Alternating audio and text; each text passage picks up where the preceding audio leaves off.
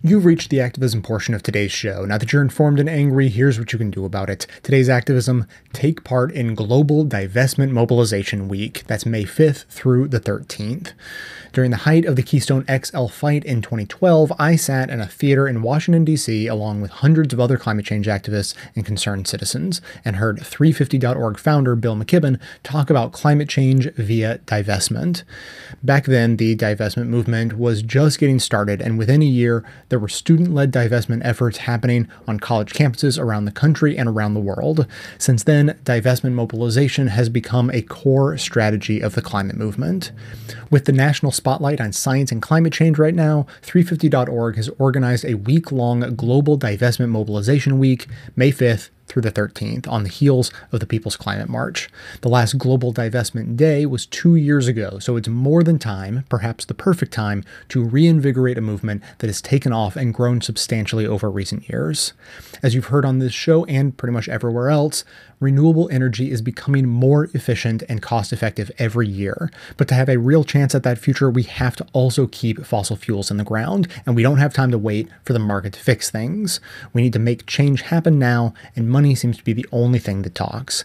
On their website, the Divestment Week organizers wrote, quote, "Now it's time to highlight the impacts of fossil fuels on our planet and to demand action that is rooted in the moral argument that investing in fossil fuels is not only a financial risk, but also risking the lives of human beings," unquote. During Global Divestment Mobilization Week, actions will take place around the globe to demand the following moral responses from governments, universities, religious organizations, cultural institutions, individuals, and others. 1. The immediate freeze of any new investments in fossil fuel companies. 2. Divestment from direct ownership and any commingled funds that include fossil fuel public equities and corporate bonds within 5 years. And 3. Cutting of sponsorship ties with fossil fuel companies. Visit globaldivestmentmobilization.org to learn more and find actions near you.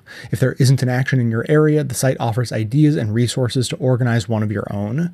You can also follow the movement at GoFossilFree on Twitter and by checking out and using the official global hashtag #FossilFree.